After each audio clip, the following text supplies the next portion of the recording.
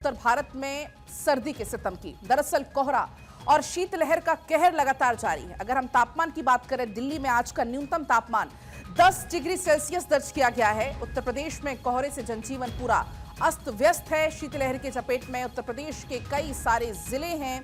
कश्मीर, हिमाचल में लगातार बर्फबारी जारी और उसी बर्फबारी का असर ये आप देख पा रहे हैं। हालांकि अगर हम बात करें बीते कुछ दिनों की, तो जरा सी राहत ठंड से जरूर अब मिल रही है, क्योंकि धूप में तेजी है और इसकी वजह से शीतलहर का प्रकोप जरा कम नजर आ रहा है, या यूं कहें कि जो स्थिति है वो पहले से थोड़ी सी बेहतर होती हुई नजर आ रही है। लेकिन अगर हम दिल्ली में, खासतौर पर दिल्ली एनसीआर की बात करें, तो एक्यूआई में बहुत ज्यादा सुधार नहीं है। हालांकि ग्रेप 4 से पाबंदियां ग्रेप 3 पर आ गई हैं। ग्रेप 3 की पाबंदियां भी सख्ती से लागू रहेंगी। लेकिन सुबह और शाम में ज्यादा ठंड है, कोहरा भी अभी है और इसकी वजह से विजिबिलिटी काफ़ी कम है। और विजिबिलिटी की वजह से दिल्ली से चलने वाली जो ट्रेन है या जो दिल्ली से उड़ान भरने वाली फ्लाइट्स हैं, वो इस वक्त देरी से चल रही हैं। ट्रेन में तो 7 से 10-10 घंटे तक का अंतर आ रहा है। उनके टाइमिंग में बदलाव किया गया है, कुछ ट्रेन को रद्द भी करना पड़ा है और कुछ यही स्थिति फ्लाइट्स की है। लगभग 1, 1.5 और 2 घंटे की देरी से इस वक्त तमाम जो फ्लाइट्स हैं दिल्ली से उड़ान भरने वाली, वो फिलहाल चल रही हैं। तो ये कुछ तस्वीरें भी आपको हम लगातार दिखा रहे हैं। अब कुछ और तस्वीरें आपको दिखाएंगे अलग अलग इलाकों की, किस तरीके से सर्दी का सितम इस वक्त झेलने को मिल रहा है लोगों को। अब ये कुछ 6 तस्वीरें आपको हम दिखा रहे हैं, कैसे रोहतांग पास पर बर्फबारी हो रही है। छतरपुर की आप तस्वीरें देखिए, सिर्फ और सिर्फ आपको कोहरा ही कोहरा नजर आएगा। दिल्ली, कानपुर, नोएडा और प्रयागराज की स्थिति भी कुछ एक जैसी ही है। अलग अलग राज्यों की तस्वीरें हमने आपको जरूर दिखाई, लेकिन कमोवेश स्थिति कुछ एक जैसी बनी हुई है। इस वक्त सिर्फ और सिर्फ कोहरा, विजिबिलिटी बहुत ज्यादा कम। अब चलिए आपको बता देते हैं कहां पर कितनी ठंड इस वक्त दर्ज की जा रही है, या यूं कहिए कि न्यूनतम तापमान कितना है वो आप जानिए। राजधानी दिल्ली का न्यूनतम तापमान 10 डिग्री के आसपास है। इसके अलावा अहमदाबाद में 17 डिग्री सेल्सियस है। बेंगलुरु की बात करें तो 13 डिग्री सेल्सियस है। कोलकाता में 15 डिग्री है। मुंबई में तो काफ़ी ज़्यादा है, 23 डिग्री। चेन्नई की स्थिति भी कुछ ऐसी ही है, 22 डिग्री के आसपास वहाँ का तापमान है। हैदराबाद का 17 डिग्री और पुणे का 16 डिग्री सेल्सियस तापमान फिलहाल दर्ज किया गया है। लेकिन इस बीच एयर क्वालिटी इंडेक्स जानना भी बहुत ज़्यादा ज़रूरी है। अहमदाबाद में 164 एक्यूआई दर्ज हुआ है। कोलकाता में 312 एक्यूआई दर्ज हुआ है। बेंगलुरु में 173, मुंबई में 226, चेन्नई में 225, नई दिल्ली में 458। ग्रेप 3 की पाबंदियां लागू हैं दिल्ली में। हैदराबाद में 193 और पुणे में 231 दर्ज हुआ है एक्यूआई, यानी कि स्थिति अभी खराब है अगर हम बात करें एक्यूआई के लिहाज से। अब आगे बढ़ेंगे, अब बात करेंगे पहाड़ी इलाकों की। आप जानिए, जम्मू कश्मीर में माइनस में चूंकि इस वक्त तापमान चल रहा है। श्रीनगर का -1, शोपिया में -7, पहलगाम में तो और -16, अनंतनाग में -1, सोनमर्ग में -23, कुपवाड़ा में -1, पुलवामा में भी -1 और लेह में -15 डिग्री सेल्सियस तापमान दर्ज हुआ है। अब आप जान लीजिए बारिश और बर्फबारी कहां कहां पर हो रही है, कहां कहां पर आसार है। श्रीनगर, पुंछ, कुपवाड़ा ये वो इलाके हैं जहां पर लगातार बारिश हो रही है, बर्फबारी भी हो रही है।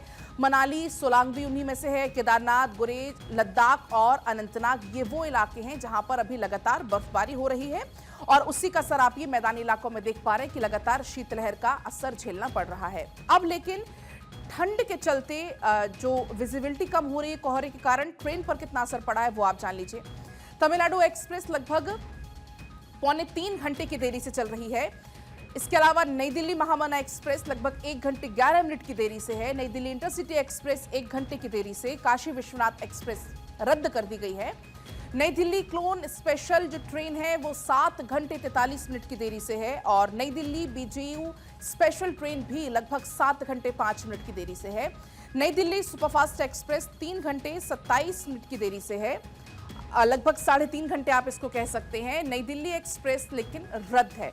तो अगर आप यात्रा करने का सोच रहे हैं, चाहे आप वाया ट्रेन जा रहे हो या वाया फ्लाइट या वाया रोड, तो आपको अभी एहतियात बरतना बहुत ज़्यादा ज़रूरी है। आप जब घर से निकलते हैं तो ट्रेन हो या फ्लाइट हो, आप इनका टाइम टेबल देखकर ही घर से बाहर निकले, वरना आपको अनावश्यक परेशान होना पड़ेगा, चाहे रेलवे स्टेशन पर चाहे एयरपोर्ट पर।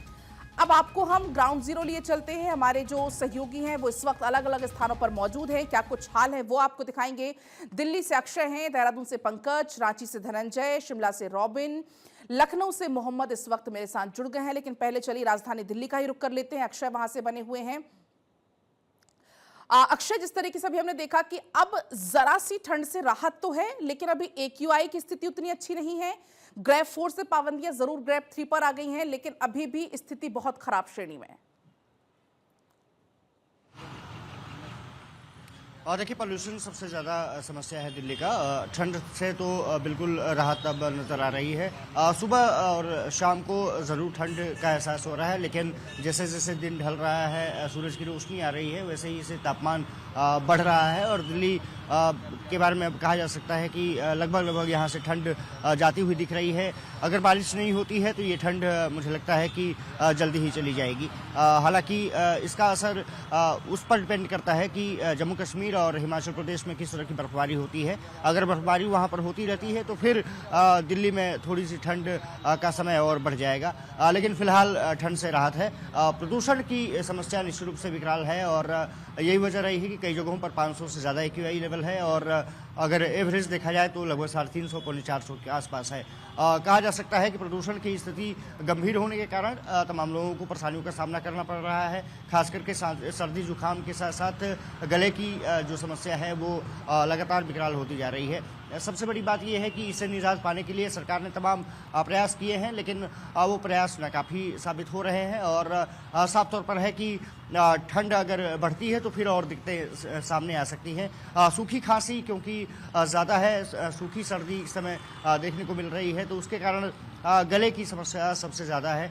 सर्दी जुकाम और बुखार की समस्या ज़्यादा बढ़ी हुई नज़र आ रही है। ग्रेड 3 यहाँ पर लागू किया गया है, लेकिन जो इंतज़ाम किए जाना चाहिए सड़कों पर वो वैसे दिख नहीं रहे हैं। और दिल्ली की समस्या सबसे बड़ी प्रदूषण की है। फिलहाल ये कह सकते हैं कि ठंड दिल्ली से अब वापसी की तरफ मुझे लगता है रुख कर चुकी है। 21 जनवरी और ये माना जाता है कि जनवरी में पूरी ठंड पड़ती है, उसके बाद धीरे धीरे जो तापमान है वो बढ़ता जाता है और फिर दिल्ली में गर्मी की स्थिति विकराल हो सकती है। इस बार बहुत ज़्यादा ठंड नहीं पड़ी है, उसके कारण भी आने वाले समय में मुझे लगता है कि प्रदूषण की स्थिति और गंभीर होगी। साथ ही साथ लोगों को इस बार गर्मी से ज़रूर परेशानियों का सामना करना पड़ेगा। फिलहाल ये कह सकते हैं कि सरकार ने जो कोशिशें की हैं वो प्रदूषण को नियंत्रित करने में अभी तक बहुत ज़्यादा कामयाबी हासिल नहीं कर पाया है। लगभग अब रवानगी की तरफ है, जाने की तरफ है, लेकिन पोल्यूशन की स्थिति जस की तस बनी हुई। लगभग अक्टूबर से दिल्ली NCR वासी ये पोल्यूशन झेल रहे हैं। आपके पास लौटूंगी, एक बार पहाड़ी इलाकों का हाल जान लेते हैं। पंकज और रॉबिन वहां से बने हुए हैं देहरादून से। पंकज, आप बताइएगा क्या स्थिति देहरादून की फिलहाल है, क्या वहां पर भी सर्दी से थोड़ी राहत है? बिल्कुल, देखिए सुबह से ही धूप खिलना शुरू हो जाती है और आज पूरे दिन भर ऐसा मान लग रहा है कि धूप रहेगी। जिस पिछले 2 दिनों से लगातार देहरादून में तेज धूप थी, उससे थोड़ा तापमान में भी बढ़ोतरी नजर आ रही थी, लेकिन आज सुबह से थोड़ी नमी जरूर नजर आ रही है। लेकिन उससे ये कहा जा सकता है कि जिस तरह से पिछले कई दिनों से मैदानी इलाकों में कोहरा छाया हुआ था, उससे थोड़ी राहत लोगों को ठंड से मिली है, क्योंकि धूप लगातार खुल रही है और मौसम साफ होने की वजह से लोगों को आवाजाही में परेशानियों का सामना नहीं करना पड़ रहा है। लेकिन जिस तरह से मौसम विभाग ने यह कहा है कि आज शाम से जो एक पश्चिमी विक्षोभ है वो सक्रिय हो जाएगा। अगर पश्चिमी विक्षोभ सक्रिय होता है तो निश्चित तौर पर आने वाले दिनों में जो ठंड है वो फिर बढ़ जाएगी। खासकर अगर हम पर्वतीय जिलों की बात करें तो पिथौरागढ़, नैनीताल, उधमसिंह नगर, पौड़ी, टिहरी, बागेश्वर, चंपावत और जो उत्तरकाशी जिला है वहां के पर्वतीय क्षेत्रों में बादल छाए रहने की आशंका जताई जा रही है। और सुबह से जो अभी हमें जानकारी मिली है पर्वतीय क्षेत्रों से, कहीं कहीं जो धुंध है वो नजर आने लगी है और बादलों ने भी अपना डेरा डालना शुरू कर दिया है। तो ऐसे में ये लग रहा है कि शाम होते होते जो पश्चिमी विक्षोभ है वो सक्रिय हो जाएगा और पर्वतीय क्षेत्रों में यदि एक्टिविटी बढ़ती है पश्चिमी विक्षोभ की तो निश्चित तौर पर बारिश वहां पर हो जाएगी। और बारिश होने के बाद ये जो 2800 मीटर से अधिक ऊंचाई वाले क्षेत्र है वहां पर बर्फबारी का भी पूर्वानुमान जताया है। और ये भी सूचना मिल रही है कि केदारनाथ के जो उच्च हिमालय क्षेत्र है, ऊपर की जो चोटियां हैं वहां पर बर्फबारी हो रही है। और ऐसे ही जो बद्रीनाथ के ऊंचे ऊपर वाले क्षेत्र है वहां पर बर्फबारी हुई है, क्योंकि नमी जो धूप में नमी है वो नजर आने लगी है। तो ऐसे में ये अंदेशा जताया जा रहा है कि शाम तक यदि पश्चिमी विक्षोभ सक्रिय हो जाता है तो जो पर्वतीय जिले हैं वहां पर निश्चित तौर पर बारिश हो सकती है और बारिश के साथ साथ बर्फबारी होगी तो मैदानी जो क्षेत्र है वहां पर ठंड बढ़ेगी। हालांकि पिछले कुछ दिनों से हल्की राहत थी, धूप खिलने की वजह से लोगों को थोड़ी सी ठंड से राहत मिल रही थी, लेकिन अब यदि बारिश हो जाती है तो ये आने वाले दिनों में जो ठंड है उसका प्रकोप बढ़ जाएगा। तो और इसी तरह से जिस तरह से देहरादून का AQI बढ़ रहा है, अभी के में शिमला के क्या हाल है, हिमाचल के क्या हाल है, वो एक बार रॉबिन से जल्दी से जान लेते हैं, क्योंकि रॉबिन, जैसा कि अभी बताया पंकज ने कि स्थिति वहां पर थोड़ी कम ठंड महसूस हो रही है, यही हालात क्या हिमाचल में है? बिल्कुल, देखिए दिन में क्योंकि धूप खिल रही है तो स्वाभाविक तौर पर ठंड थोड़ी कम है, लेकिन सुबह शाम शीतलहर लोगों को जरूर परेशान कर रही है। लेकिन कल से ये स्थिति बदल सकती है। प्रदेश में 3 दिन के लिए पश्चिमी विक्षोभ सक्रिय होने का अनुमान है और मौसम विज्ञान केंद्र ने बारिश और बर्फबारी का अलर्ट जारी किया है। तो ऐसे में आने वाले 3 दिन यानी कि 22 जनवरी से 24 जनवरी के जो बीच का समय है, उसमें ज्यादा ठंड लोगों को परेशान कर सकती है और हिमाचल के साथ साथ इसका असर दिल्ली, एनसीआर और साथ लगते राज्यों पे भी देखने को मिल सकता है, क्योंकि पूरे प्रदेश में ही बारिश और बर्फबारी का अनुमान है। तो ऐसे में खास तौर पर 23 तारीख को अच्छी बर्फबारी का जो अनुमान है वो मौसम विज्ञान केंद्र की ओर से लगाया गया। तो ऐसे में जब बारिश और बर्फबारी प्रदेश में होगी तो स्वाभाविक तौर से पारा भी लुढ़केगा और इसका असर जो शीतलहर है वो पूरे इलाके में देखने को मिलेगा। तो फिलहाल तो क्योंकि दिन में धूप खिलने से जो ठंड से राहत लोगों को जरूर मिल रही है, लेकिन क्योंकि कल से जब मौसम परिवर्तन होगा तो लोगों को ठंड जरूर परेशान कर सकती है। लेकिन साथ ही साथ क्योंकि हिमाचल प्रदेश में सूखे का दौर काफी लंबा चल रहा है, तो ऐसे में लोग इंतजार भी कर रहे हैं कि हिमाचल प्रदेश में बारिश और बर्फबारी देखने को मिले और इंतजार है कि 22 तारीख को एक अच्छा पश्चिमी विक्षोभ प्रदेश के अंदर सक्रिय हो। उम्मीद अब ये की जा रही कि बर्फबारी हो सकता है कि शिमला में हो। फिलहाल और आपके पास लौटूंगी मैं, एक बार अब लखनऊ चलते हैं। दाऊद लगातार बने हुए हैं, आप बताइएगा दाऊद क्या स्थिति है, क्योंकि मैं तो देख पा रही हूँ काफी धूप आपके पीछे नजर आ रही है मुझे।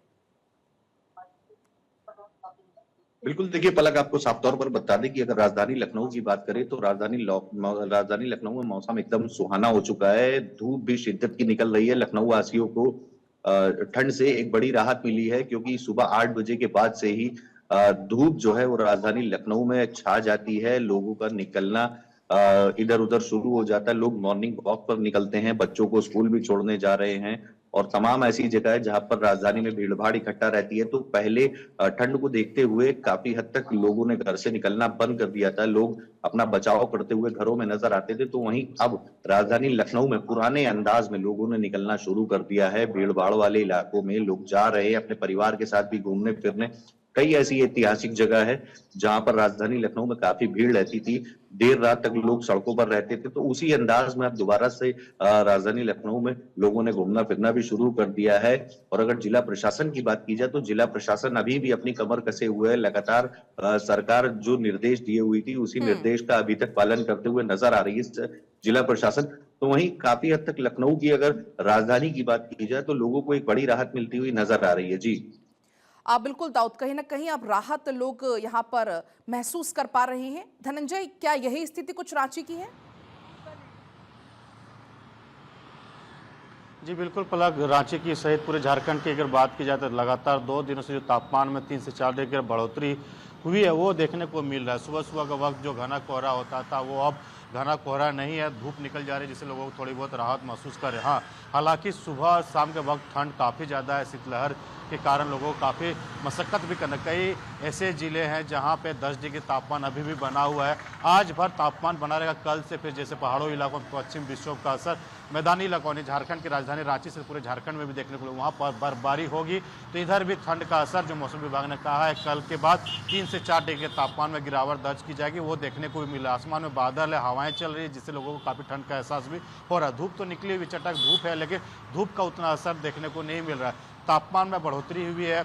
जहां 5 से 6 डिग्री तापमान हुआ करता था रांची का, अब 10 से 11 डिग्री का तापमान बना हुआ है। कमोबेश ऐसे ही सारे पूरे झारखंड में 10, 11, 12 डिग्री का आसपास का तापमान सब पूरे तमाम जिलों में बना हुआ है। वो ये कमोबेश 2 दिन तक ऐसे ही देखने को मिल रहा है। हालांकि अब इससे देखिए जब धूप निकली है तो जो एयरपोर्ट की अगर बात की जाए तो वहाँ पे फ्लाइट का जो टेकअप और लैंड हो रही थी फ्लाइट, अब टाइम पे कमोबेश और 1-2 फ्लाइट को अगर छोड़ दिया जाए, सभी फ्लाइट अब टाइम से यहाँ से टेकअप कर रही है। तो लोगों को थोड़ी सी राहत मिली है, लेकिन राहत आज भर की तरफ बढ़ती हुई नजर आ रही है। आपके पास भी लौटूंगी, एक बार फिर दिल्ली चलते हैं अक्षय के पास। अक्षय, क्योंकि अभी हमने हाल ही में देखा था कि जब एयर क्वालिटी इंडेक्स में थोड़ी सी ठीक हुआ था तो जो पाबंदियां हैं वो हटा दी गई थी, लेकिन फिर अचानक से बढ़ गया, फिर पाबंदियां लगा दी गई, अब एक बार फिर पाबंदियां हटा दी गई हैं। पलक, सबसे बड़ी बात यह है कि सरकार भी कंफ्यूज है और उनको भी नहीं समझ में आ रहा है कि करना क्या है। बेसिकली चीज़ है कि दिल्ली में अगर पॉल्यूशन की स्थिति गंभीर श्रेणी में बनी हुई है, 1-2 दिन से अगर ठीक होती है, आप पाबंदियां हटा देंगे तो फिर उनको भी पता है कि ये तुरंत चीज़ें बढ़ जाएंगी। पाबंदियों हटाने की ज़रूरत नहीं है, पाबंदियों को सख्ती से लागू करने की ज़रूरत है, और अगर सख्ती से लागू किया जाएगा तब जाकर के दिल्ली में जो अक्रॉस द कैलेंडर ईयर वो ठीक रह पाएगी, क्योंकि ये 2-4 दिन का समय तो है नहीं कि जब एक लेवल सही हो और आप पाबंदियां हटा दें। सबसे बड़ी बात यह है कि पाबंदी लगाए रखें और उसके साथ साथ उसको पालन भी कराया जाए। जहां पर प्रदूषण की स्थिति गंभीर हो वहां पर ज़्यादा एक्टिव मोड में रहा जाए, ये सरकार को तय करना होगा। सरकारी मशीनरी अगर तत्पर रहेगी, पुलिस रहेगी, CPCB के लोग तत्पर रहेंगे, DCB के लोग तत्पर रहेंगे, दिल्ली सरकार तत्पर रहेगी, तब जाकर के प्रदूषण की स्थिति से लड़ा जा सकता है। बैठकें होने से और फिर पाबंदियां लगा देने से ये सुधरने वाला नहीं है, जब तक इम्प्लीमेंटेशन सही नहीं हो। और सरकार यहाँ पर मुझे लगता है कि अपनी गलती शायद मानने को तैयार नहीं है। पहले ये कहा गया कि बिना एजेंसियों को पॉल्यूशन सर्टिफिकेट के आपको ईंधन नहीं मिलेगा, लेकिन उस पर भी बहुत ज्यादा कुछ अमल होता नहीं देखा गया। फिलहाल बहुत शुक्रिया आप सभी का पूरी जानकारी और बातचीत के लिए।